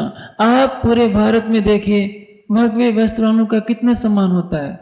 आप श्वेत वस्त्रों में जाइए, कोई भले ही न पूछे, लेकिन भगवे वस्त्र धारण करते ही सबकी श्रद्धा समर्पित हो जाती है। और ये धारण ही किया गया था। सच बात यह है कि भगवा वस्त्र जो हल्की लालिमा लिए हुए गुलाब होता है, उसका क्या भाव है? अथर्ववेद के अंदर ऋषभ सूक्त है। ऋषभ का अर्थ होता है जो सबका पूजनीय परमात्मा है वो। उसकी त्वचा की कांति उगते हुए सूरज से की गई है, यानी परमात्मा का वर्ण क्या है? रुक्म वर्ण। मुंडक उपनिषद में भी ये बात कही गई है, यदा पश्यतः पश्येत रुक्म वर्णम कर्तारम पुरुषम ब्रह्म योनिम। रुक्म वर्ण लालिमा से भरपूर जो वर्ण वाला परमात्मा है। अब अथर्ववेद भी वही कह रहा है कि परमात्मा का जो वर्ण है लालिमा लिए गए हैं। इसलिए सन्यासियों ने भी अपने वर्ण का रंग, जो अपने कपड़ा पहनते हैं, भगवा वस्त्र निर्धारित किया, क्योंकि उगते हुए सूरज का भी रंग वही होता है। और आपने देखा होगा जो गृहस्थ होते हैं लांग वाली धोती पहनते हैं, जो विरक्त होते हैं वो लपेटते हैं। जैसे माताएं साड़ी पहनती हैं उसी की एक थोड़ी सी नकल की जाती है, लांग उसमें नहीं लगाई जाती।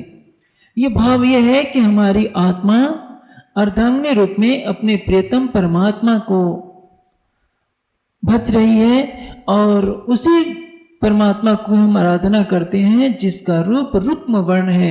साकार से आगे वो कुछ बता ही नहीं पाते। ये है संन्यास मत की ऊंचाई। लेकिन उस मत में धारण करने के बाद भी कहाँ समाज भटका हुआ है, क्योंकि जब दुनिया वेद शास्त्र पढ़ेगी ही नहीं, केवल जड़ मूर्तियों को खिलाने पिलाने नहलाने धुनाने में ही लगी रहेगी तो क्या होगा?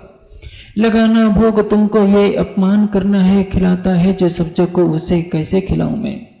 तुम्हारी ज्योत से रोशन है सूरज चांद और तारे, माँ अंधेर है तुमको यदि दीपक दिखाऊं मैं। अजब हैरान हो भगवान तुम्हें कैसे रिझाऊं मैं। तुम्हें व्यापक हो मूर्ति में, तुम्हें व्यापक हो भूलों में, भला भगवान को भगवान पर कैसे चढ़ाऊं मैं। लेकिन हिंदू समाज इस गलती को कहाँ सुधारने को है, क्योंकि मठ बड़े बड़े मठ हैं, बड़े बड़े मंदिर हैं, चढ़ावा चढ़ता है, करोड़ों की आमदनी होती है और उससे उनका ऐश्वर्य का जीवन बीतता है। जिस दिन ये प्रवृत्ति बंद हो जाएगी, हिंदू धर्म के सभी सन्यासी वेद शास्त्र का अध्ययन शुरू कर देंगे, परमात्मा का ध्यान शुरू कर देंगे, उस दिन हिंदू समाज की सारी बुराइयां अपने आप समाप्त हो जाएंगी। संन्यास मत के आचार्य, जो संन्यास मत के आचार्य हैं, चारों युग के जे है, चारों युग के आचार्यों के नाम बताए जा रहे हैं। तिनके नाम कहते हो, अब उनके नाम सुनिए, सुनियो चित देते।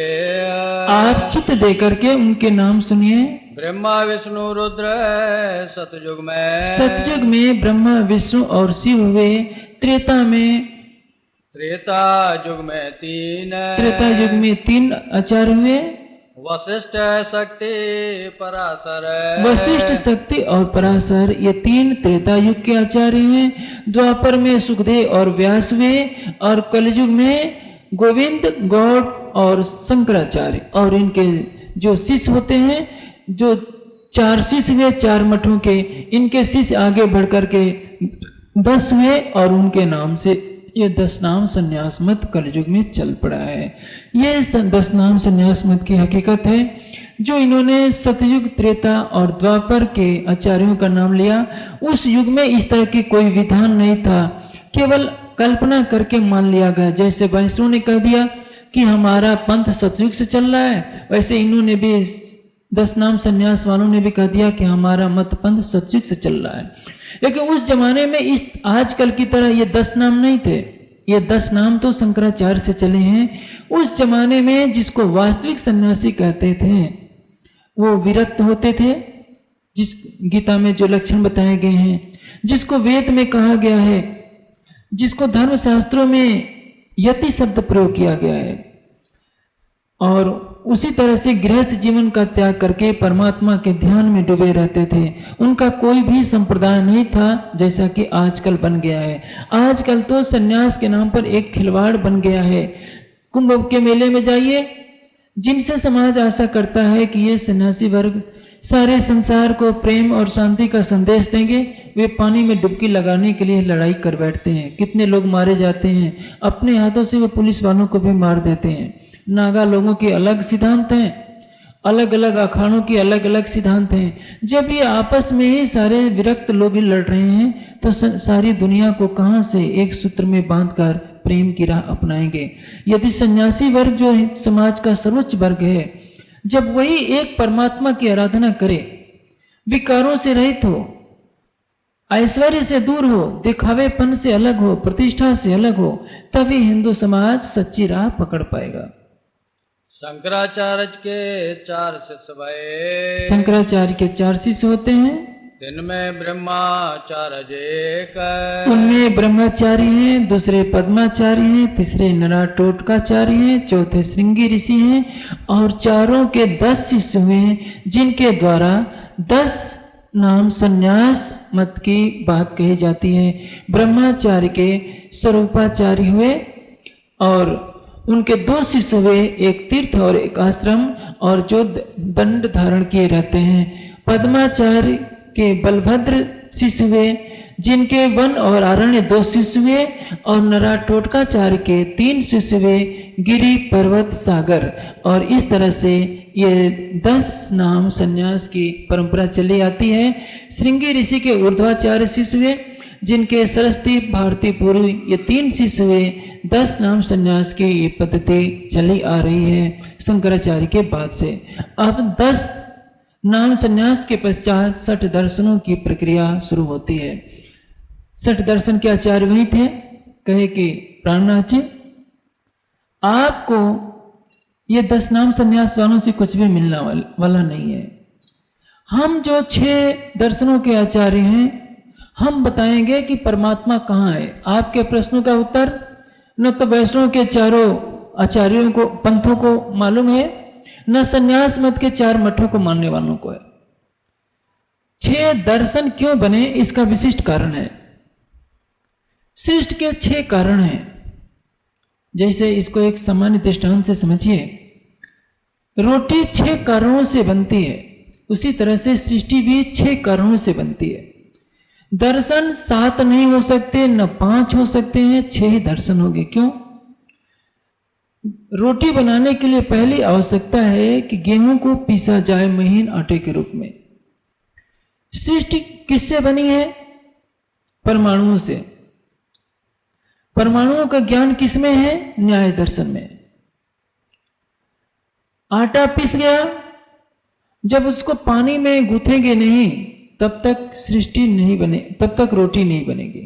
यानी पुरुष और प्रकृति का मेल जब तक नहीं होगा, परमाणुओं में कंपन नहीं होगा, तब तक सृष्टि नहीं बनेगी। अब यदि आटा गीला हो गया या आटा बहुत कड़ा हो गया तो फिर रोटी नहीं बनेगी। और बनाने वाला न हो, रसोईया न हो तो फिर रोटी नहीं बनेगी। सृष्टि का निमित्त कारण है ब्रह्म, यानी निमित्त कारण ब्रह्म न हो तो सृष्टि नहीं बन सकती है। इसकी व्याख्या की गई है वेदांत दर्शन में। न्याय दर्शन में परमाणुवाद की व्याख्या की गई है। सांख्य शास्त्र में पुरुष और प्रकृति का मेल कैसे होता है यह बताया गया है कि पुरुष और प्रकृति के मेल से सृष्टि बनती है। वैशेषिक दर्शन में काल की व्याख्या की गई है, समय की। जैसे रोटी बनाते हैं तो समय लगे बिना रोटी नहीं बन सकती, इसकी व्याख्या की गई है वैशेषिक दर्शन में। और यदि गुण कर्म का भाव न रखा जाए, गुण कर्म का ध्यान न किया जाए, तो भी रोटी नहीं बनेगी। चूल्हा जला नहीं है, यदि जल भी गया तो तवे पर रखने का हमें ढंग नहीं है, तो भी रोटी नहीं बननी है। यानी ये है मीमांसा। मीमांसा में कर्म की व्याख्या है। सांख्य, योग, वेदांत, न्याय, मीमांसा और वैशेषिक। योग में मिलन। जब तक अग्नि से संपर्क न हो गुथे हुए आटे का, तब तक रोटी बनेगी नहीं, यानी और बनाने वाला भी न हो। तो जब तक जीव का ब्रह्म से मिलन नहीं होगा, तब तक उसको मुक्ति नहीं होगी। ये व्याख्या बताई गई है योग दर्शन के अंदर। सृष्टि के 6 कारणों की 6 दर्शनों में व्याख्या है, इसलिए दर्शन 6 ही बन सकते हैं, 5 या 7 नहीं। लेकिन दर्शनों में सामंजस्य आज के विद्वानों के पास नहीं है, क्योंकि जब तक चारों वेदों का अध्ययन न हो, उपांगों का अध्ययन न हो, सभी, तब तक सत्य की प्राप्ति नहीं होती। यदि कोई एक दर्शन पढ़ ले, 5 दर्शनों को पढ़े नहीं, उपनिषदों को न पढ़े, वेद मूल जो संहिता भाग है उसको न पढ़े, तब तक कभी भी उपनिषदों का क्या आशय है, दर्शनों का क्या आशय है, किसी को मालूम नहीं हो सकता। झगड़े कहां से मचते हैं कि किसी ने एक दर्शन को तो पढ़ा, दूसरे दर्शन को पढ़ा नहीं, कि सामंजस्य बिठाया जाए। जैसे 6 अंधे एक हाथी की व्याख्या करने चले, किसी ने हाथी के पांव को हाथ लगाया तो क्या कहा कि हाथी थंबे जैसा होता है। दूसरे ने हाथी की पूंछ को पकड़ लिया, वो क्या कहता है कि तुम्हारा कहना गलत है, हाथी रस्से जैसा होता है। तीसरे ने हाथी की पीठ पर हाथ रखा, कहता है कि तुम दोनों गलत हो, हाथी तो छत जैसा होता है। चौथे ने हाथी की सूंड को पकड़ा तो क्या कहता है, हाथी तो पेड़ की डाल जैसा होता है और मोटे रस्से जैसा होता है। पांचवें ने उसके दांतों को पकड़ा तो क्या कहता है कि हाथी एक लाठी जैसा होता है। और छठे ने हाथी के पेट पर हाथ रखा तो कहा कि भाई तुम सारे के सारे झूठे हो, हाथी तो दीवार जैसा होता है। कहा सारे सच रहे हैं, लेकिन सब 6 के कथन को मिला दिया जाए तो हाथी का रूप बन जाता है। एक एक दर्शन को पढ़ने के कारण 6 दर्शनों के आचार्य आपस में लड़ते हैं। जिन्होंने वेद को पढ़ा है या जिनके पास तारतम्य ज्ञान की चाबी है, वही जान पाते हैं कि 6 दर्शनों में सामंजस्य कैसे स्थापित किया जाए। अब आप सुनिए 6 दर्शनों के आचार्य क्या कहते हैं, किनके भ्रांतियों में वो भी है। तारतम्य ज्ञान के द्वारा किस तरह से 6 दर्शनों के रहस्य स्पष्ट होते हैं, उसके विषय में सुनिए। घट दर्शन बोले तवे, आप 6 दर्शनों के आचार्य बोलते हैं, प्राचीन हम मत, हमारा मत सबसे प्राचीन है। सो देखो तो मैं समझ के। प्राणनाथ जी, आप अपने इतने सुंदर साथ के साथ आए हैं, आप हमारा ज्ञान सावधानी से सुनिए। भगवत प्राप्त सत्य, यदि आप हम दर्शनों का हमारे ज्ञान प्राप्त कर लेंगे तो हम दावे के साथ कहते हैं कि आपको भगवत प्राप्ति हो जाएगी, परमात्मा से मिलन हो जाएगा। चतुर्मुखी ब्रह्मा सदा, ब्रह्मा जी 4 मुखों वाले हैं, 4 वेद नित्यान, और उनके 4 मुख से 4 वेदों का प्रकटन होता है। ये भागवत में वर्णन है, वेद में नहीं। वेद का कथन क्या है, तस्मात् यज्ञात् सर्वभूतः ऋचः समान यज्ञरे छंदांस जगुरे यजिरे तस्मात् यजुः तस्मात् अजायत। उस परमात्मा से ऋग्वेद, यजुर्वेद, सामवेद और अथर्ववेद पैदा हुए। सृष्टि के प्रारंभ में 4 ऋषि पैदा हुए, अग्नि, वायु, आदित्य और अंगिरा। तस्मात् उस परमात्मा से अग्नि ऋग्वेदों, वायु यजुर्वेदों, सूर्यात सामवेदा। अग्नि, वायु, आदित्य और अंगिरा 4 ऋषियों ने परमात्मा के द्वारा समाधि अवस्था में 4 वेदों का ज्ञान प्राप्त किया। ब्रह्मा जी ने 4 ऋषियों से एक एक वेद का ज्ञान पाया और इसीलिए ब्रह्मा जी को 4 मुख वाला कहा गया। जैसे एक व्यक्ति एक वेद को कंठस्थ कर सकता है, तो ब्रह्मा जी ने चारों वेदों को कंठस्थ कर लिया। आज भी जो यज्ञ होते हैं, विवाह होते हैं, जिसको ब्रह्मा मनोनीत किया जाता है, ये भाव रखा जाता है कि ये व्यक्ति चारों वेदों का ज्ञाता होगा। जैसे रावण के 10 सिर कहे जाते हैं, ऐसा नहीं कि 10 सिर थे, वो 10 विद्याओं का पंडित था, इसलिए उसके दशानन होने की कल्पना की गई। यदि ब्रह्मा जी 4 मुखों के हैं तो बेचारे तो कभी सो सकते ही नहीं, किस तरह से सोएंगे। अब 4 वेदों से 6 दर्शनों के प्रकटन की बात भागवत में लिखी है। वास्तविकता क्या है? 4 वेदों के 4 उपवेद हैं।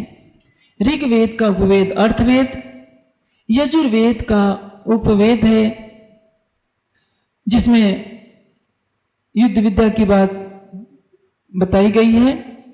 सामवेद का उपवेद है गांधर्व वेद, और अथर्ववेद का उपवेद है आयुर्वेद।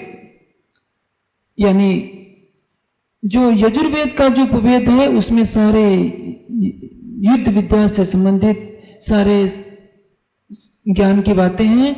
चारों वेद के 4 उपवेद और इनके 6 अंग हैं चारों वेदों के: शिक्षा, कल्प, निरुक्त, छंद, ज्योतिष और व्याकरण। और 6 उपांग, 6 दर्शनों को 6 उपांग कहते हैं, जो आप सुन रहे हैं कि सांख्य, योग, वेदांत, न्याय, मीमांसा और वैशेषिक। इन 6 दर्शनों के लिखने वाले 6 ऋषि हैं, उनका नाम सुनिए। अध्ययनोत्तर मुखे, ये ब्रह्मा जी के 4 मुखों से इनका उच्चारण होता रहता है। करे प्रगट भय मुख पूर्वत। अब यह ब्रह्मा जी के एक मुख से पौराणिक मान्यता के अनुसार 4 मुखों से 6 दर्शनों का प्रकटन माना जाता है। सांख्य शास्त्र के प्रणेता है कपिल, योग शास्त्र के प्रणेता है पतंजल, न्याय शास्त्र के प्रणेता है गौतम, वेदांत शास्त्र के प्रणेता है वेदव्यास, और मीमांसा शास्त्र के प्रणेता है महर्षि जैमिनी। और कणाद ऋषि ने वैशेषिक दर्शन की रचना की। 6 दर्शनों में सृष्टि के 6 कारणों की व्याख्या है, और इन दर्शनों का ज्ञान सारी दुनिया में घूम आइए, कहीं भी आपको मिलने वाला नहीं है। सारी दुनिया थक जाए लेकिन आज भी वो नहीं बता पा रही है कि सृष्टि की उत्पत्ति कहाँ से हुई है। 6 दर्शनों में इनका उत्तर है, और सारी दुनिया आज नतमस्तक है 6 दर्शनों के ज्ञान पर। यदि 6 दर्शनों का सही ज्ञान हो तो आज संसार में इतनी लड़ाइयाँ नहीं होती। आप विदेश में कहीं भी चले जाइए, भौतिक उन्नति तो आपको दिख जाएगी, लेकिन जो दर्शन का ज्ञान है वो केवल भारत में ही उत्पन्न होता है।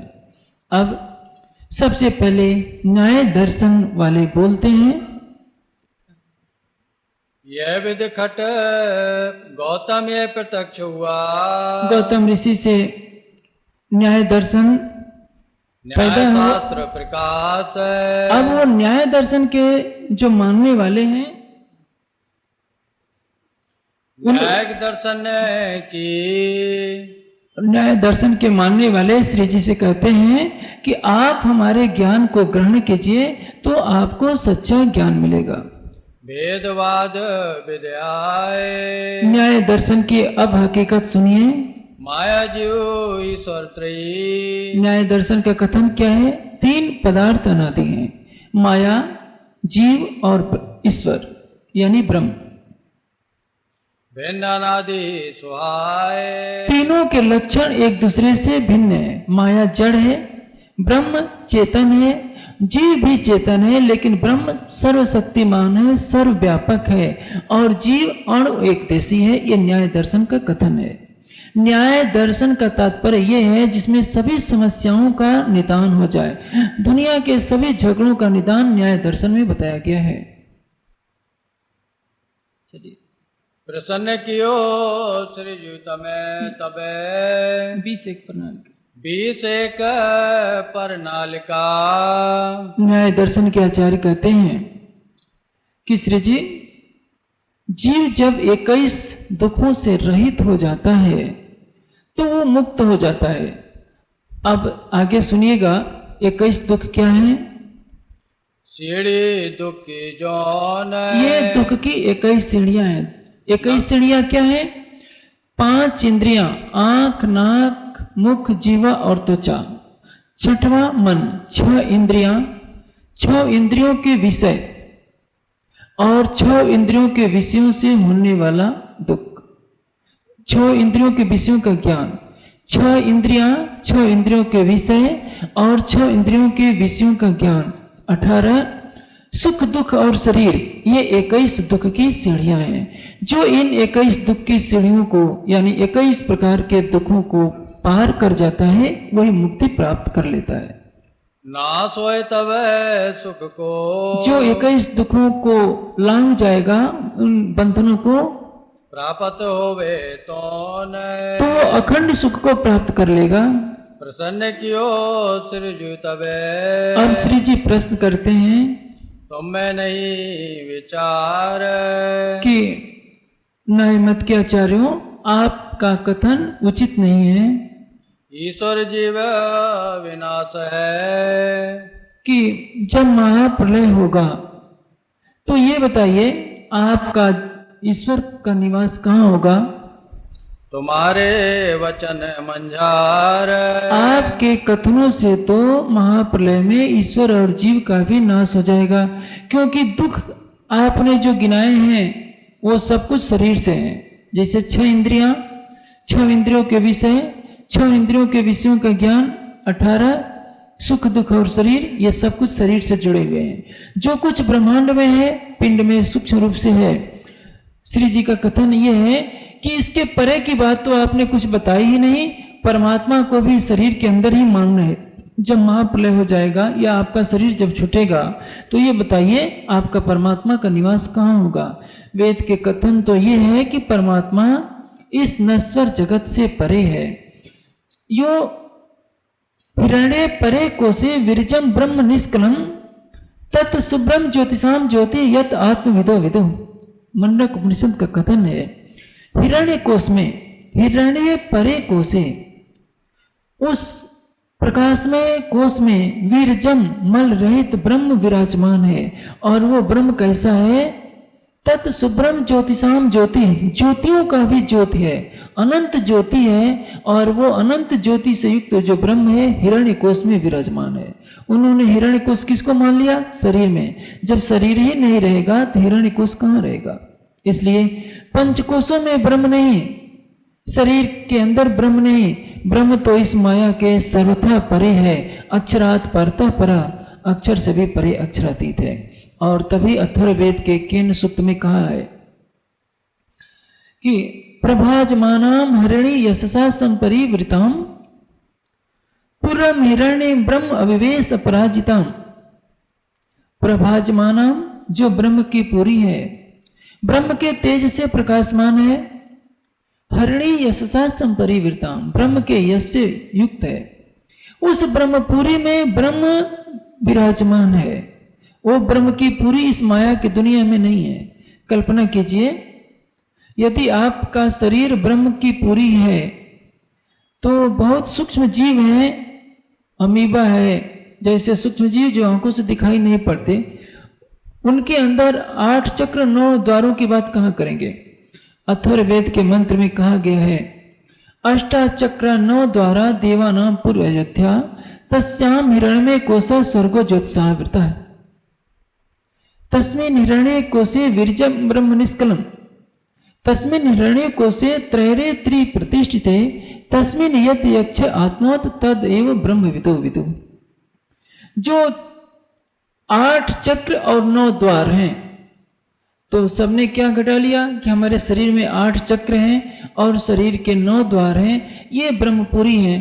सांप के अंदर 8 चक्र तो शायद नहीं है। कल्पना कीजिए हो भी जाए तो चींटी में 8 चक्र नहीं हो सकते, चींटी में 9 द्वार नहीं, केचुए के अंदर 9 द्वार नहीं, कई जानवर हैं जिसमें 9 द्वार नहीं। तो क्या परमात्मा केवल मनुष्यों के अंदर बैठा है, अन्य जीव जंतुओं में नहीं? यदि परमात्मा अन्य जीव जंतुओं में नहीं बैठा है तो परमात्मा की न्याय व्यवस्था नष्ट हो जाती है। यदि हम ये कहें कि मनुष्य योनि से परमात्मा का दर्शन होता है, इसलिए केवल ब्रह्मपुरी मनुष्य के ही तन में है। तो कल्पना कीजिए, इस समय यदि दुनिया की जनसंख्या 5 अरब की है, तो ब्रह्मपुरी तो 5 अरब मनुष्यों के अंदर हो जाएगी। फिर यदि 2 मनुष्यों के बीच में 5 फीट की दूरी है, तो बीच में तो ब्रह्म होगा ही नहीं। जो ब्रह्म अखंड और एकरस है, वो अलग अलग खंडित हो जाएगा, 5 अरब टुकड़ों में बट जाएगा। और इसके अलावा न जाने कितने ब्रह्मांडों में कितने मनुष्य होंगे। यानी वेद के कथन के विपरीत है। वेद का कथन है कि ब्रह्म कहाँ है? उस माया से सर्वथा परे है। वेदमेतम पुरुषम महांतम आदित्य वर्ण तमसा परस्तात्। ब्रह्म का स्वरूप माया से सर्वथा परे है, तमस से परे है, अनंत सूर्यों से भी अधिक प्रकाशमान है वो ब्रह्म। और तभी उसके वास्तविक स्वरूप को न जानने के कारण सारी दुनिया भटकी पड़ी है। कोई कहीं भटका हुआ है, कोई कहीं भटका हुआ है। पहले तो हिंदू समाज एक परमात्मा पर आस्था नहीं ला पा रहा है, काल्पनिक देवी देवताओं की उपासना में भटका हुआ है। जब तक एक परमात्मा पर जब आस्था हो, एक परमात्मा को जानने की जिज्ञासा हो, जो वेदांत के पहले सूत्र में कही गई, तब तो कुछ बात बने। जब पहले ही सीढ़ी से भटकाव शुरू हो जाता है, तो ये भटकाव आगे तक चलता रहता है।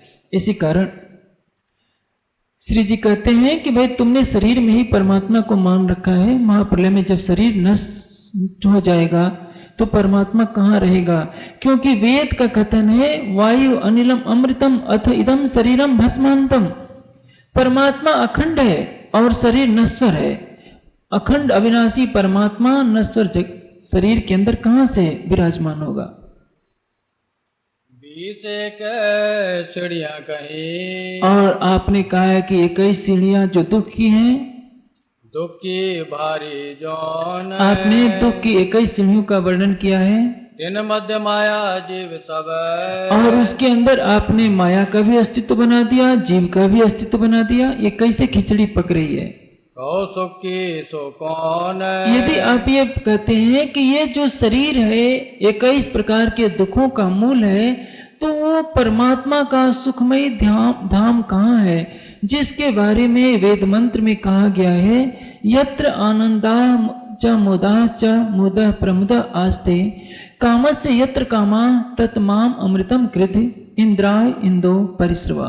जहाँ अनंत आनंद ही आनंद है, जहाँ संपूर्ण कामनाएं प्राप्त होती है। हे परब्रह्म, मुझे उस धाम में ले चलिए जहाँ के लिए कहा जाता है पूर्णमदः पूर्णमिदं पूर्णात् पूर्णम् उदच्यते पूर्णस्य पूर्णम् आदाय पूर्णम् एव अवशिष्यते।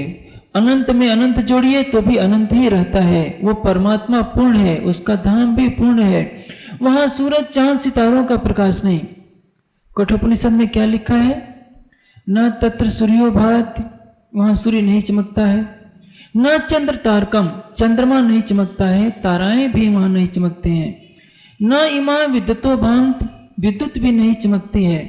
तो कुतो अयम अग्नि, तो अग्नि कहाँ? तमेव भांतम अनुभाति सर्वम। उस ब्रह्म के धाम में चमकने से ही सब कुछ चमकता है।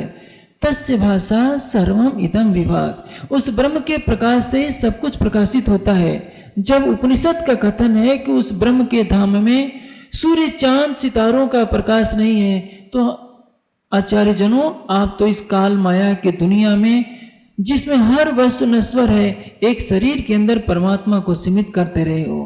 पिंड में भी वो परमात्मा नहीं, ब्रह्मांड में भी परमात्मा नहीं। कबीर जी ने स्पष्ट कह दिया है, पिंड में होता तो मरता न कोई, ब्रह्मांड में होता तो लगता सब कोई। पिंड ब्रह्मांड दो से न्यारा, कहे कबीर सो साई हमारा। परमात्मा का स्वरूप पिंड और ब्रह्मांड दोनों से भी परे है। आखिर न्याय दर्शन के आचार्य मौन होकर के चुप हो गए।